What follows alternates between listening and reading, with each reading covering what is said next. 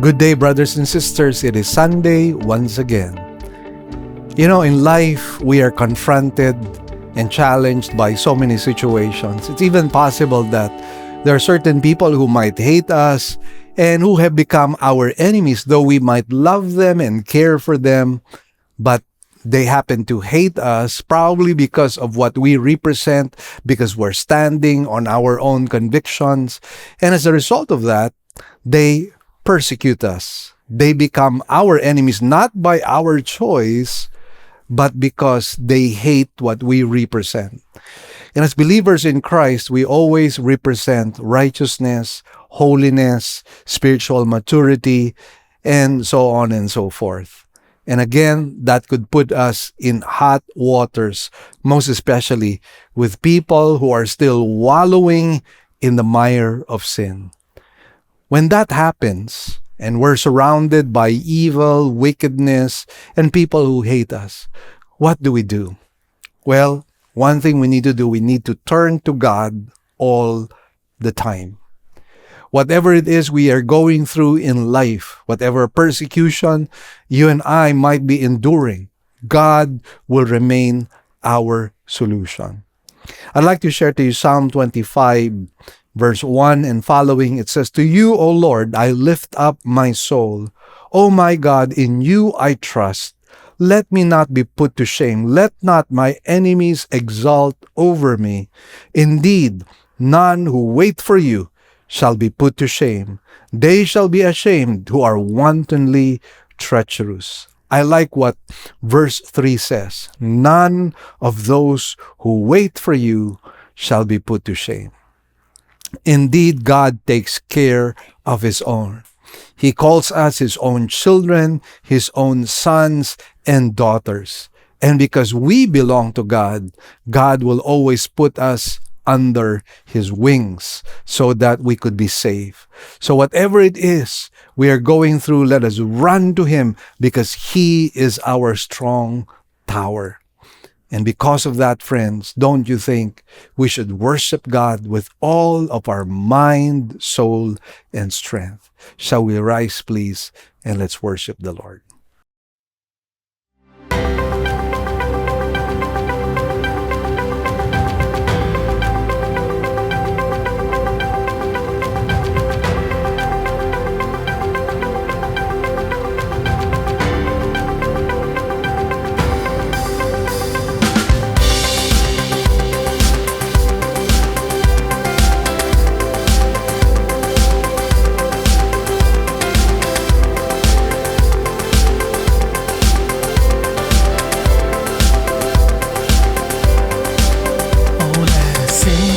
God, a brand new song, sing praise to Him, for He has done great things. He has done great things. Come make a joyful noise around the earth.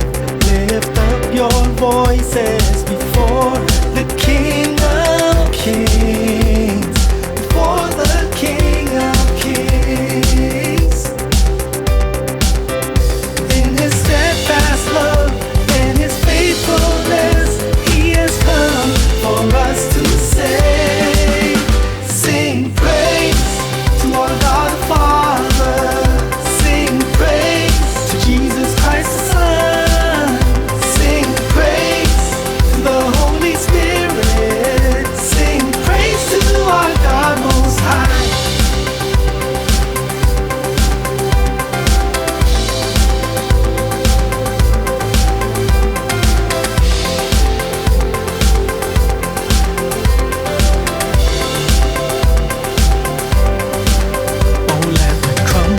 Sound, cymbals clap, let all creation shout.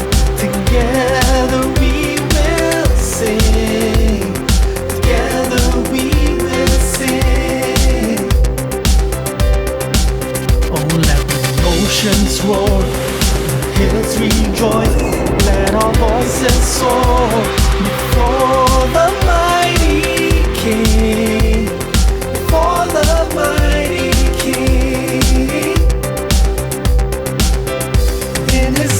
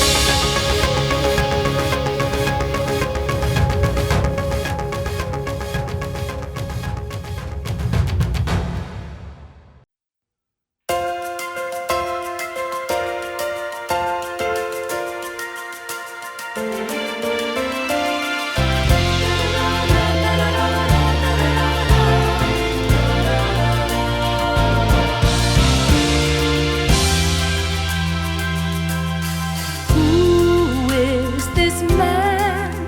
Even winds and waves obey him. Who is this man who has fed the multitude? Who is this man who can raise the dead, heal the sick? Who is this man? His name is Jesus.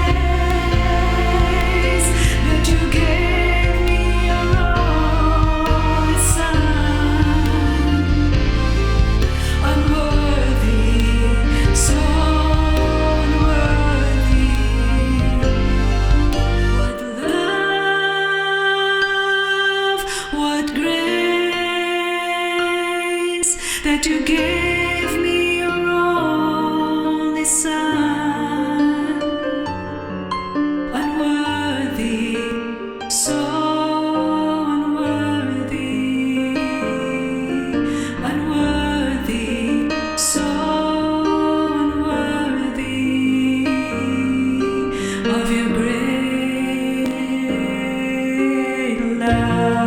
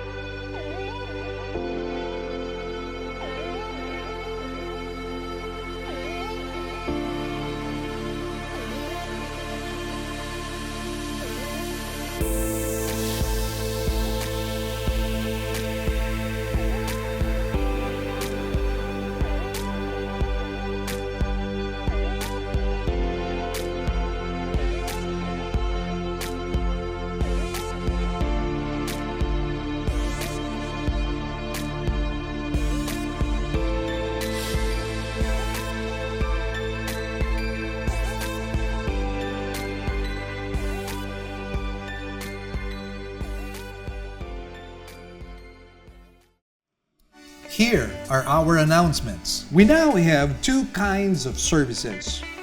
We will still have our virtual services for majority of our members through our Facebook page, Living Word Christian Churches of Cebu, International Incorporated, and our website, www.livingword.ph, and our YouTube channel to view our services. We enjoin you to watch the coverage of our service every Sunday at 9 o'clock in the morning.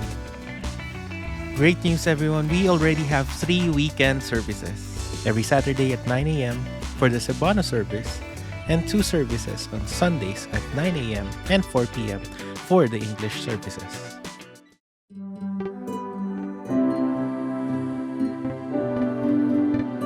The title of today's sermon is Walking in God's Appointments. We will take our text from Matthew 14, verses 12 to 22. Let us now read, beginning from verse 12. His disciples came and took away the body and buried it, and they went and reported to Jesus. Now when Jesus heard about John, he withdrew from there in a boat to a secluded place by himself. And when the people heard of this, they followed him on foot from the cities. When he went ashore, he saw a large crowd and felt compassion for them and healed their sick. When it was evening, the disciples came to him and said, "This place is desolate, and the hour is already late. So send the crowds away, that they may go into the villages and buy food for themselves." But Jesus said to them, "They do not need to go away. You give them something to eat." They said to him, "We have here only 5 loaves and 2 fish." And he said, "Bring them here to me." Ordering the people to sit down on the grass, he took the 5 loaves and the 2 fish, and looking up toward heaven, he blessed the food. And breaking the loaves, he gave them to the disciples. And the disciples gave them to the crowds. And they all ate and were satisfied. They picked up what was left over of the broken pieces, 12 full baskets. There were about 5,000 men who ate, besides women and children. Immediately, he made the disciples get into the boat and go ahead of him to the other side while he sent the crowds away. Let us pray. Our Heavenly Father, we thank you and bless you for this blessed Sunday you've given us to be able to study your word and to learn from you. We ask the blessed Holy Spirit to be with us in our study so that this might bring about a renewal of our minds and a sanctification of our hearts. Whatever is going to be achieved today, we will give you back the glory, the praises, and the thanks. In Jesus' blessed name we pray. Amen and amen. What this passage teaches us is the sovereignty of God, or God's sovereignty. And what that basically tells us is that there are no accidents insofar as God is concerned. Everything happens for a reason. And God is the one who arranges persons and circumstances so that he might achieve his desired will. Now, we often get bothered by changes because it brings about unfavorable circumstances in our lives. And we just have to trust the sovereignty of God in those times because we know that in God's goodness, he is doing something that is in accordance to his will. And we are to rest in that. We are to put our trust in the Lord because we know that he will continue to move in our life in such a way that his purposes are fulfilled. Now, in this particular study that we will have, we will be talking about three movements in today's study. And first up, we're going to talk about withdrawing from persecution. And then we will be going into welcoming the situation. And that would be from verse 13a all the way to verse 21. And what we will be talking about there would be withdrawing his presence, the waiting multitude, the wanting dilemma, and then the wonderful solution. In ending, we have the wayfaring to the next in verse 22. So first up, let's talk about withdrawing from persecution. In verse 12, it states, his disciples came and took away the body and buried it, and they went and reported to Jesus. Now, of course, we're coming from that passage wherein we are told that John the Baptist was executed. If you recall, the story goes that Salome, the daughter of Herodias, performed a lewd dance before Herod as well as his guests. And the result of that was that Herod took an oath that he would give anything that Salome would ask for. And then, to his surprise, Salome asked for the head of John the Baptist on a food platter. And so although he did not want that to happen, the execution took place. And as a result of that, we are told now in this particular passage that John's disciples went and buried the body of John the Baptist. Now, we are told also here, and they went and reported to Jesus. So there were several things that happened after John the Baptist's death. And these are as follows. Number one, John the Baptist was given proper honor and tribute in his burial by his disciples. And somehow we need to commend the disciples of John the Baptist for doing this because they would be marked by Herod himself. And so this was actually risking their own lives. But John the Baptist had made an impact in their lives, and so they wanted to honor this man by at least giving him a decent burial. Now, the second thing that happened here is after John's death, the disciples of John naturally gravitated and attached themselves to Jesus. Now, this is but normal considering the fact that both John the Baptist and the Lord Jesus Christ were preaching identical messages. And let us not forget that John the Baptist claimed that he was merely the herald or the forerunner of the Messiah. So now that John the Baptist died, it was but natural that his disciples would now go and attach themselves to the Lord Jesus Christ. Now, because of Jesus' miracles, and that's the third thing that we find here, and now the attachment of John's disciples to him, Jesus' popularity and influence was growing even more.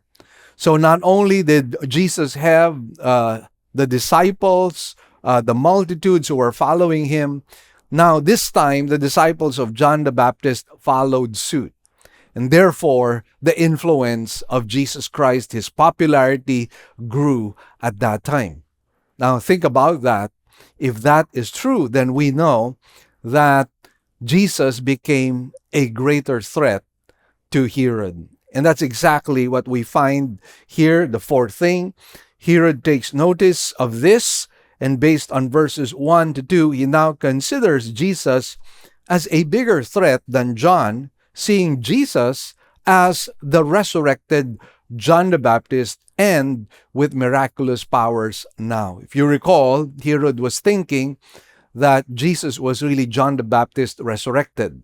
So if this were true, and we know that John the Baptist did not perform any miracles, and now in the person of Jesus, Jesus was performing miracles. So in the mind of Herod, he was thinking that this version of John the Baptist is now a greater threat to him.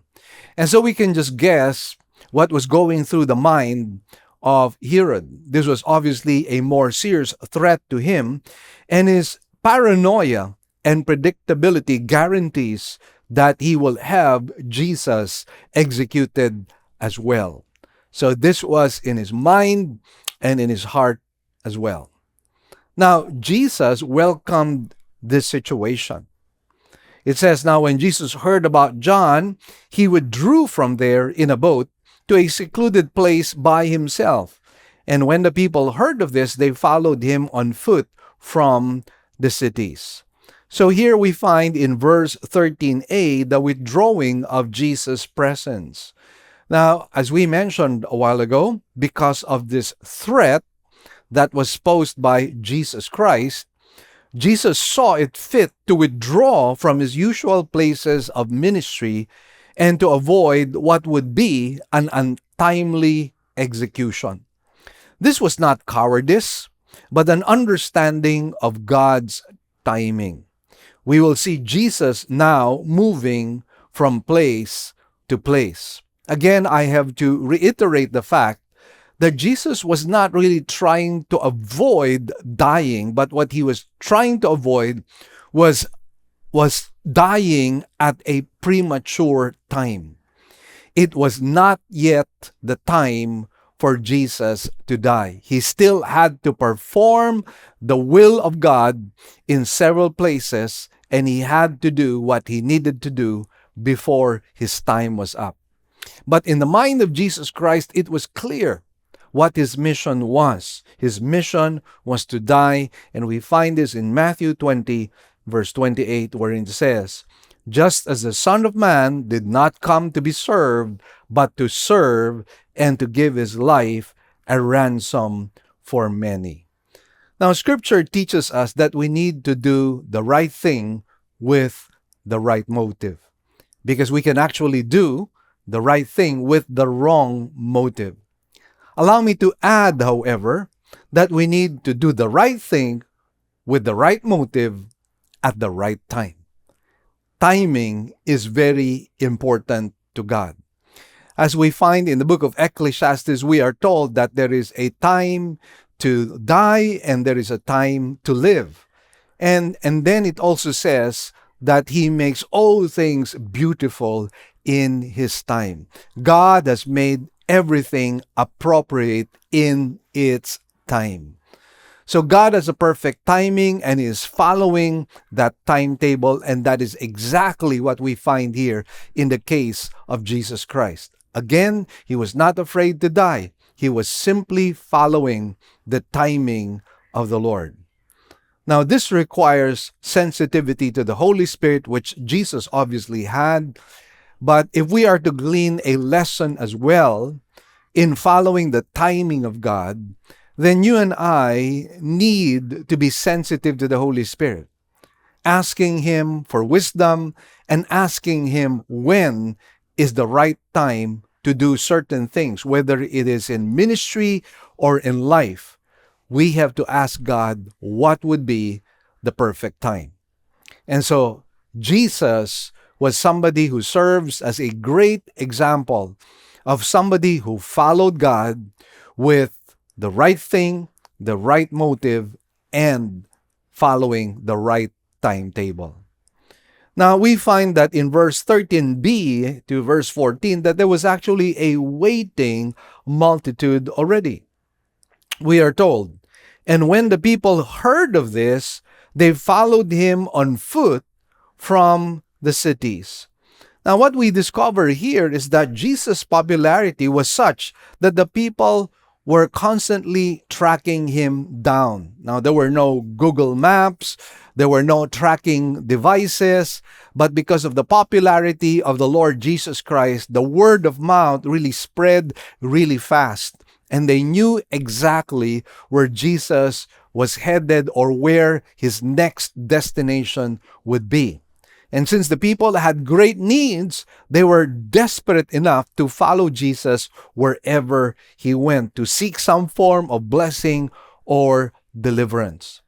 Now, what is interesting here is the phrase on foot is in focus emphasis in Greek, which tells us that Matthew was so impressed that these people, the multitude, would actually follow the Lord Jesus Christ on foot without riding anything, not riding donkeys or horses.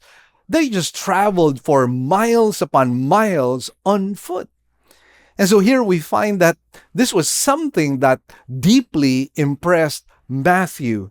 Now, these people obviously showed that they were desperate to see Jesus and they did not mind any kind of discomfort or inconvenience. And friends, I believe that if you and I were in their shoes and we had the same desperation, we would be willing to travel for several miles, even on foot, to be able to see Jesus. But then again, this is something that is being emphasized to us in the Greek, and so the imagery here and the picture becomes even more graphic, and I would even add very dramatic, we would say. Now, it says in verse 14, when he went ashore, he saw a large crowd and felt compassion for them and healed their sick. So what is interesting is that even before Jesus actually reaches his destination, the people were there waiting. There was a waiting crowd already. Now, this was not a coincidence. Jesus was really trying to hit two birds with one stone. On one hand, he was withdrawing himself from Herod because, again, we're saying that it was not yet his time to die. On the other hand, he was also fulfilling the will of the Father by ministering to the people in different places. So, again, very important that in understanding the sovereignty of God, God can be multitasking. He can be achieving certain purposes either simultaneously or just one after the other. God indeed is always intentional in fulfilling his purposes, and there are no accidents. There is no such thing as a plan B or a plan C or a plan D with God. Everything is really plan A. And how God is able to mesh all of those purposes and all of those circumstances, it's really mind-blowing. But then again, this is God. I mean, he would not be God if he is not sovereign. And herein we find one of the strongest and most powerful attributes of God, His sovereignty. And by the way, this sovereignty of God in our lives should bring us to rest, a rested life. Just like the Lord Jesus Christ, who had to move from place to place because of the threat of Herod, we might have experiences of inconveniences or a change of scenery or probably discomfort because of the things that need to take place after those changes have taken place. But then again, friends, we have to understand that God is sovereign. He is accomplishing His purposes. And in the same manner that Jesus welcomed this situation, we need to welcome whatever situation comes our way as well. For as long, obviously, as those are the right choices that we have made. Now, we find here Jesus' compassion was what led Him to heal the people. Again, let me just read. It says, He saw a large crowd and felt compassion for them and healed their sick. Now, this thought, I believe, is very important because a lot of scholars would say that the only reason why Jesus was healing people was simply to present evidence about His messiahship. Now, get this. If this were true, or if that were true, then we have a cold-hearted Messiah whose only concern is to prove Himself. If this were true, then all miracles should have stopped because Christ had already proven Himself.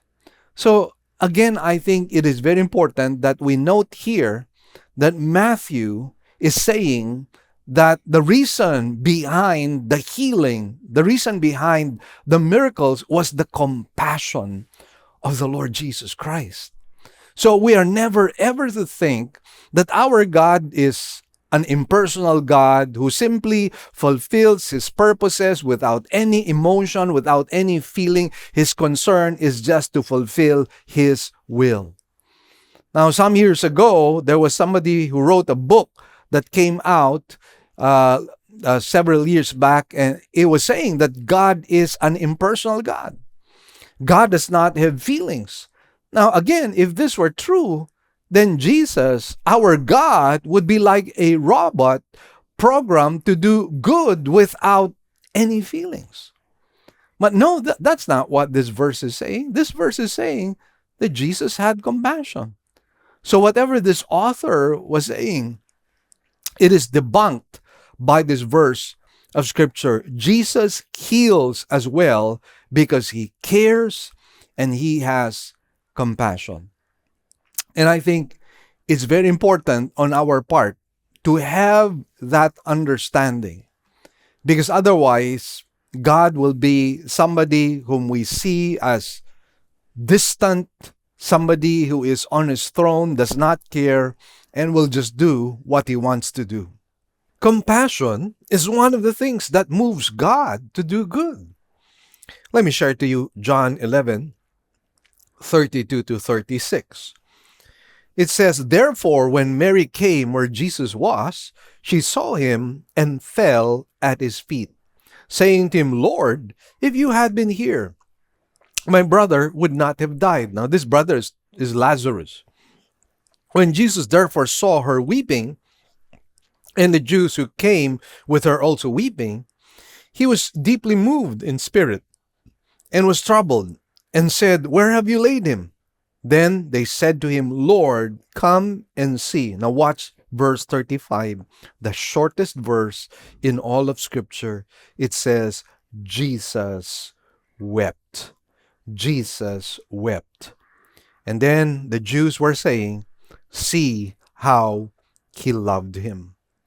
Now, again, when we go back to verse 33, it says, Jesus was deeply moved in spirit.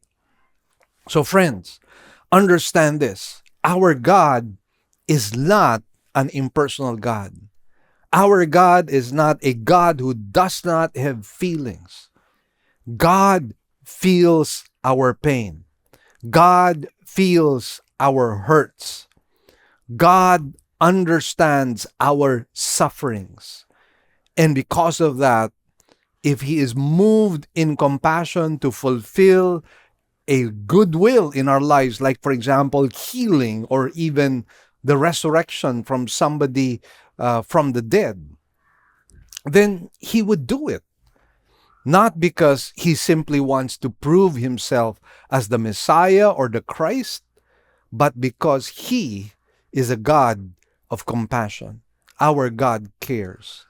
This is the reason why Peter encouraged the people, admonished the people, cast your cares upon him, for he cares for you, the Bible says. Now, we find here the wanting dilemma in verse 15.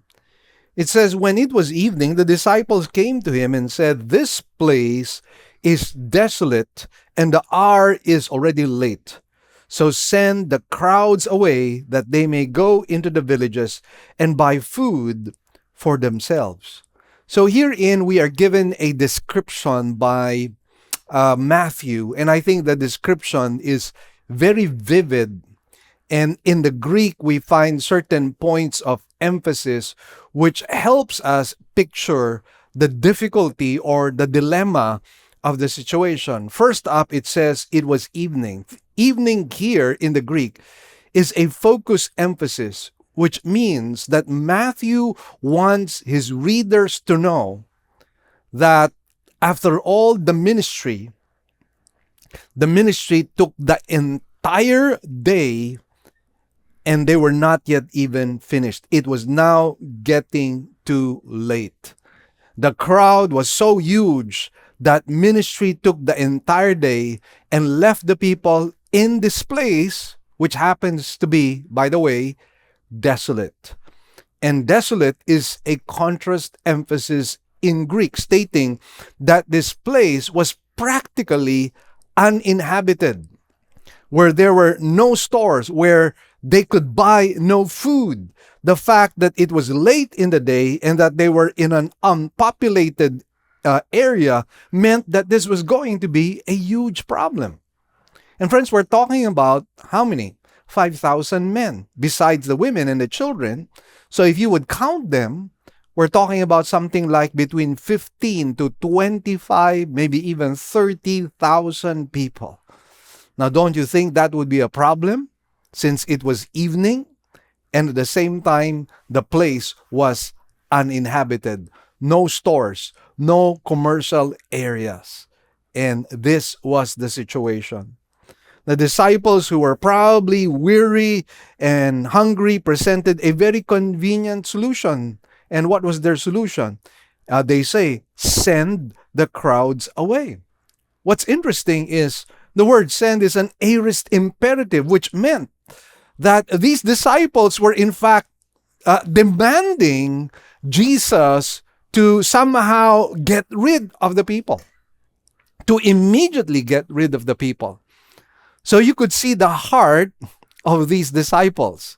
So what I believe Matthew was also trying to do here was to show a contrast between the Lord Jesus Christ and his own disciples. Jesus had compassion, but it seems like his disciples did not have his same compassion. More so when you find out that it says that they said that they may go into the villages and buy food for themselves. The word themselves is a contrast emphasis, which meant the disciples were saying that they did not want to be involved in solving this problem.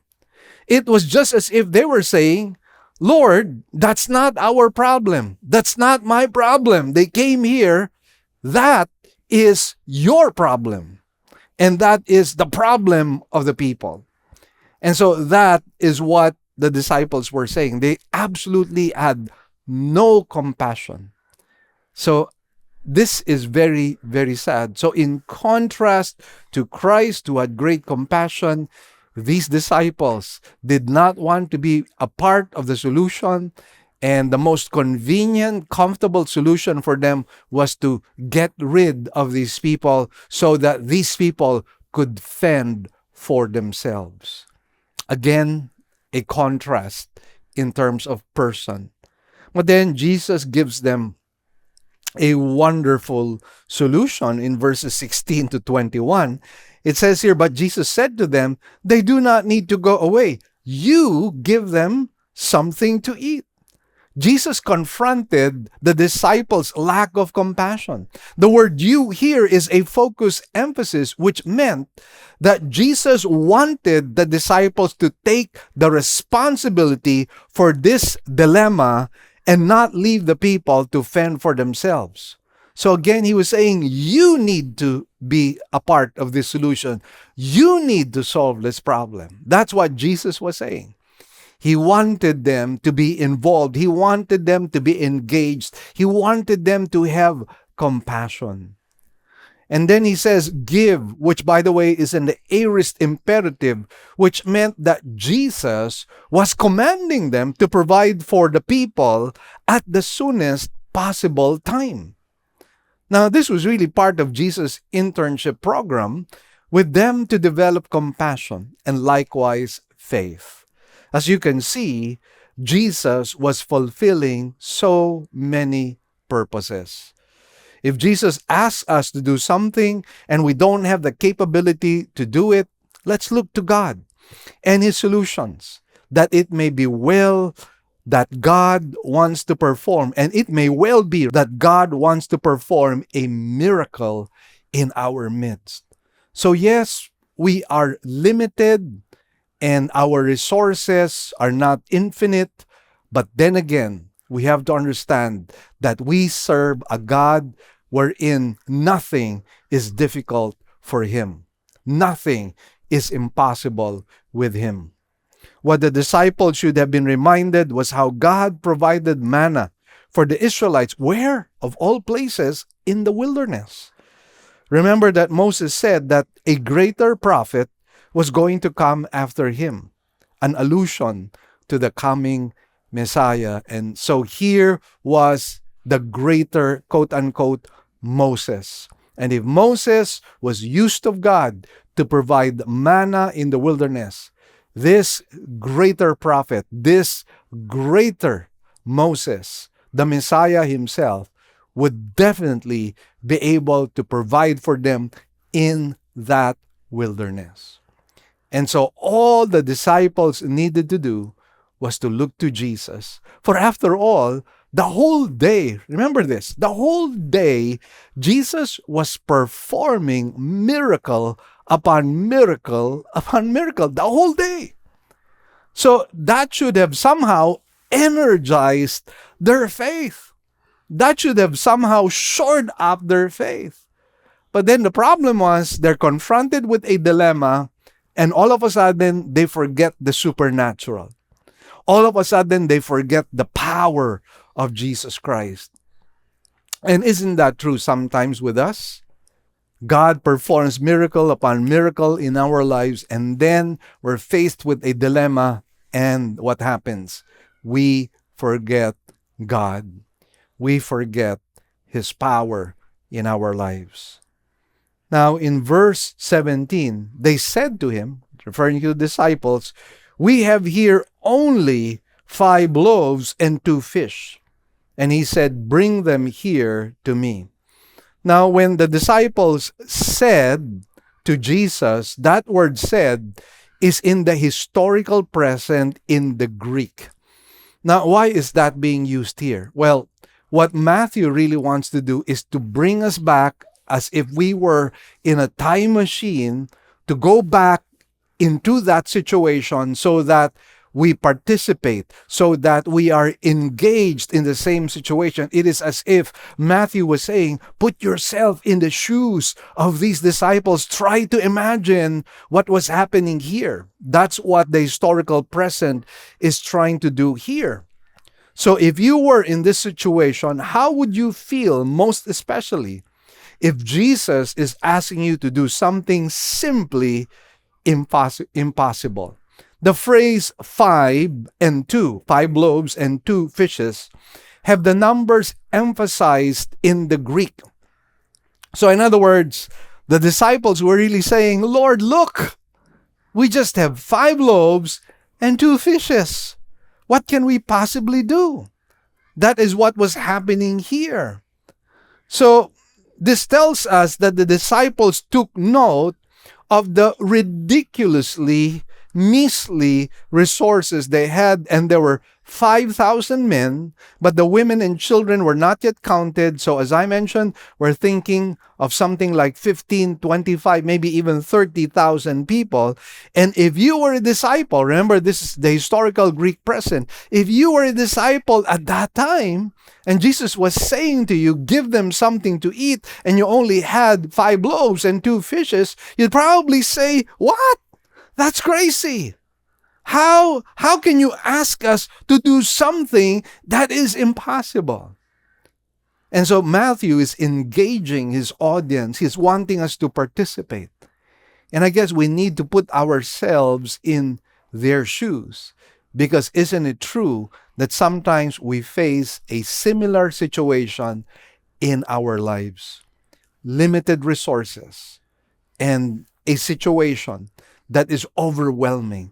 A situation that to us is humanly impossible. So what do we do? Where do we turn to?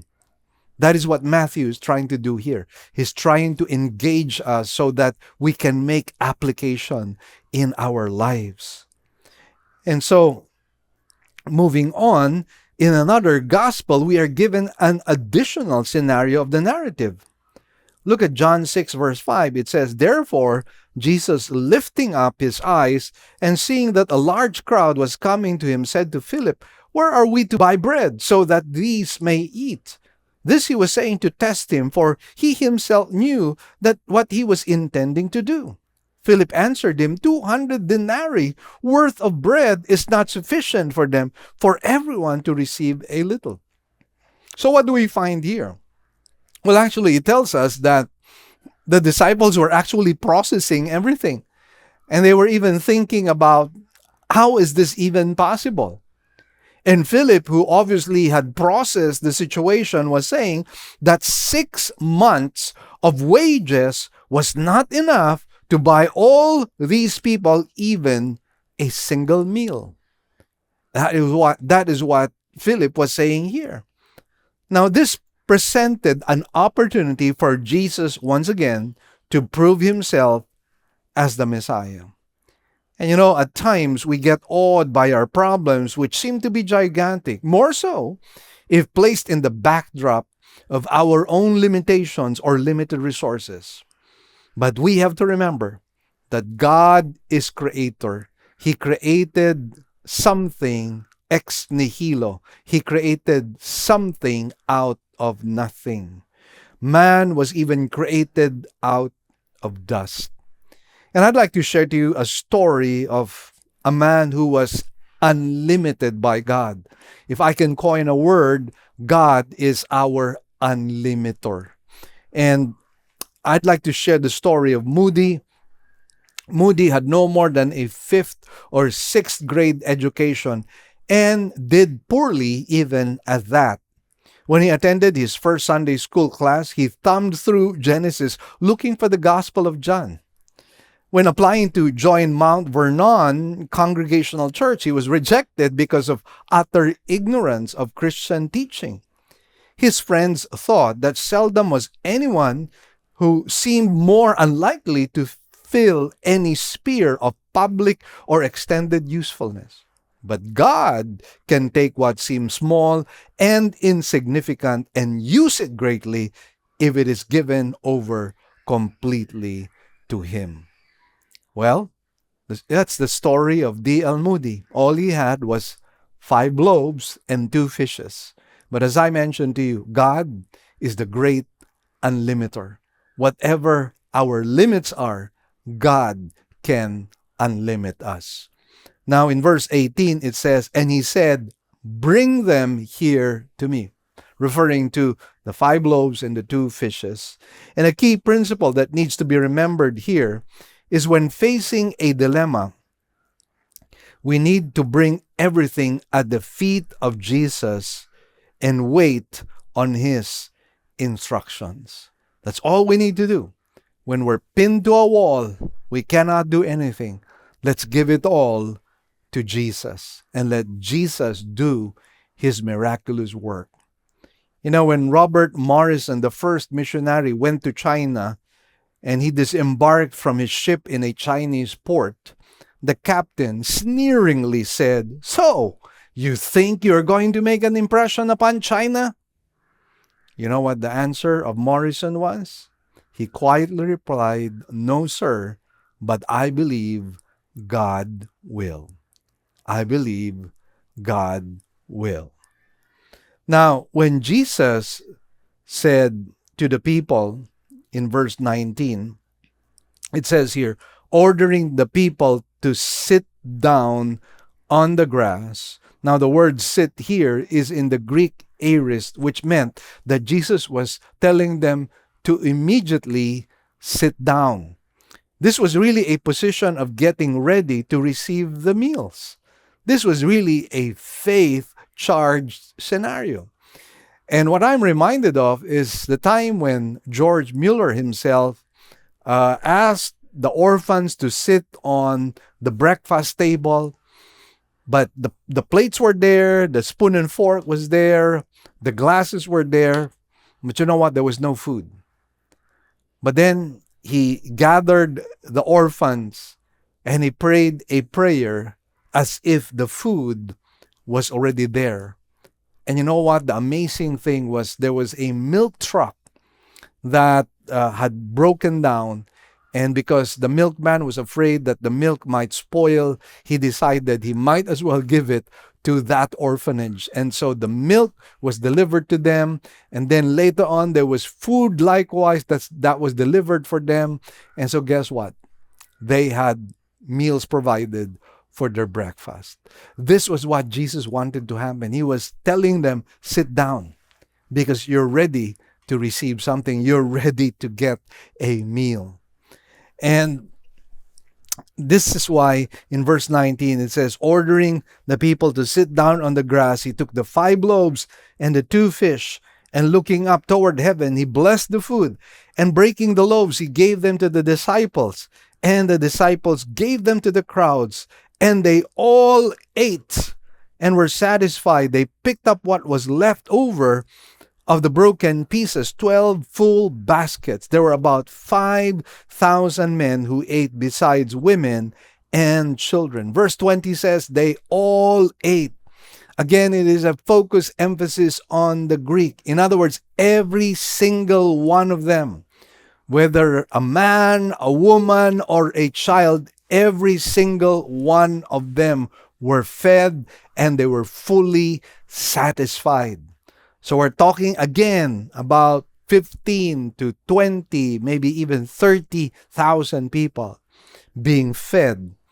And we are told that there was even much that was left over. Jesus provides more than what we ask or even think of. This is who our Jesus is. This is who our God is. Now, again, we just have to put our trust in the Lord. Now, obviously, God may move in different ways. In this particular case, he moved miraculously. In other ways, he might move providentially, meaning to say, the answer might not be supernatural, but God might arrange circumstances and people to bring about your deliverance and a solution to your problem. And there is a song that goes, little becomes much when we place it in the Master's hands.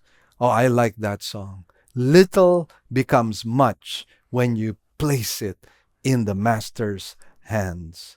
I'd like to share to you again the story of D.L. Moody. One day during his great mission in London, Mr. Moody was holding a meeting in a theater packed with a most select audience. Noblemen and noblewomen were there in large numbers, and a prominent member of a royal family was in the royal box. Mr. Moody arose to read the scripture lesson. He attempted to read Luke 4:27.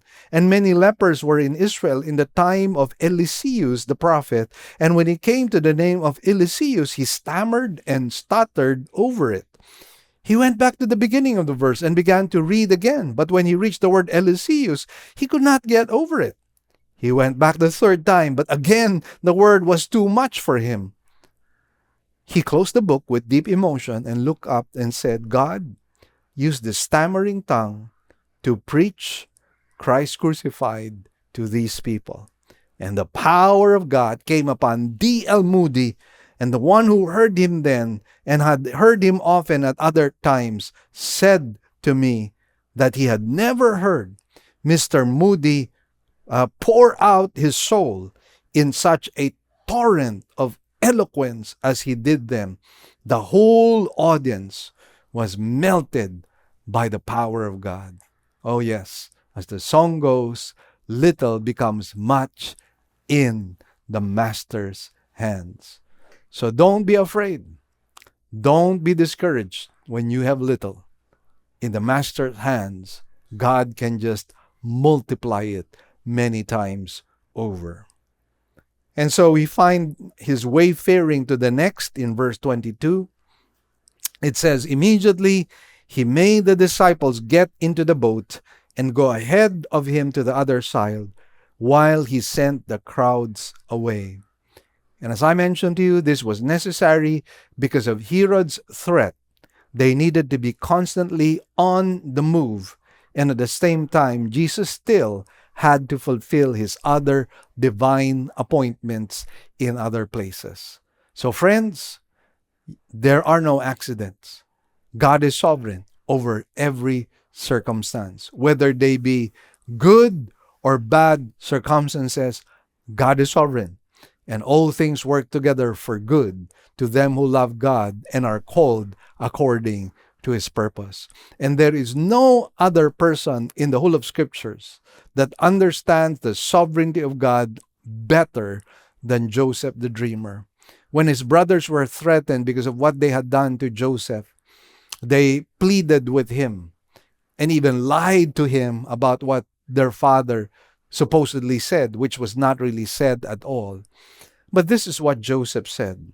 Joseph said to them, do not be afraid, for am I in God's place? As for you, you meant evil against me, but God meant it for good, in order to bring about this present result, to preserve many people alive.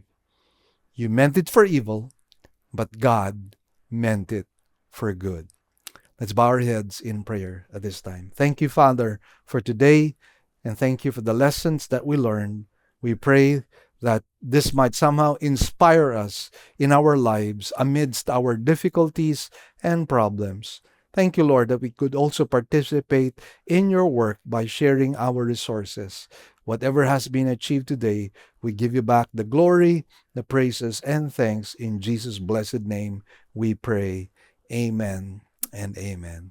Once again, thank you, brothers and sisters. Join us on Facebook and YouTube channel if you are watching our virtual services. And please hit the notification bell so that we can update you. God bless you all, and we'll see you next weekend. Here are our announcements. We now have two kinds of services.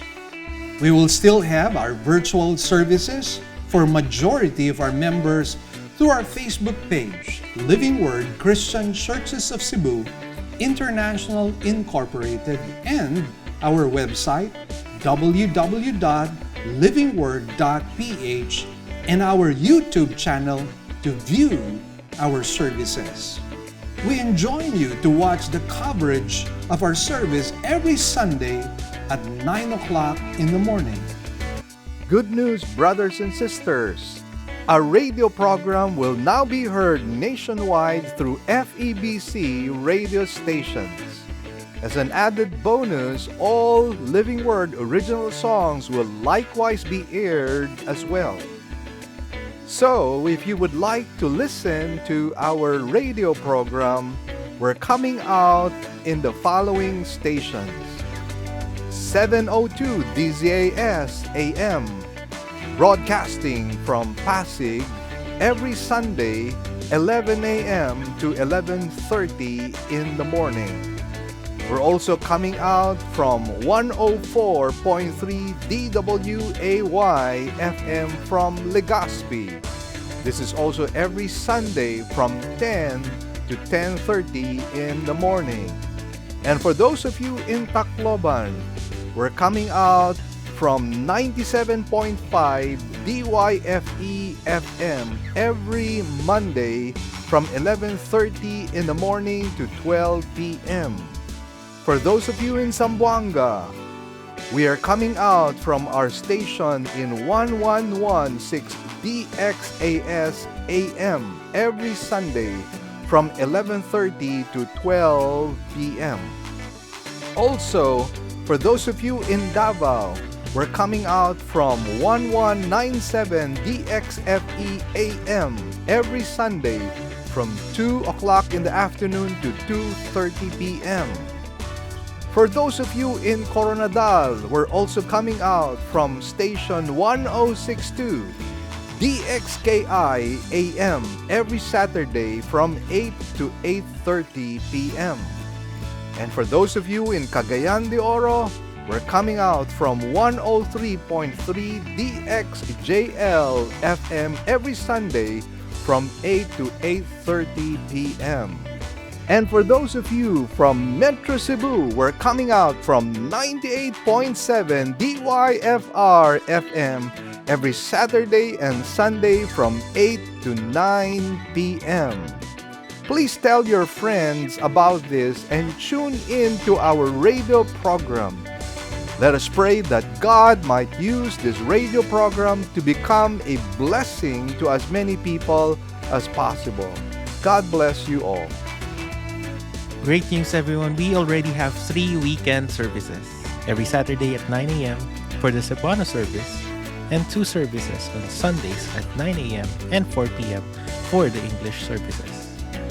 We'd also like to thank our partners, our members who have been consistently giving to partner with us in the work of the Lord. We'd like to share our giving channels to those who would like to partner with us in the work of the Lord. You can deposit your love offerings to the following banks. Banco de Oro. Account name is LWCCCII. The account number is 001-000-60800. We also have a BPI account. Account name is Living Word Christian Ministries, Cebu Incorporated. Account number is 1021023481. Finally, we have RCBC. Account name is LWCCCII.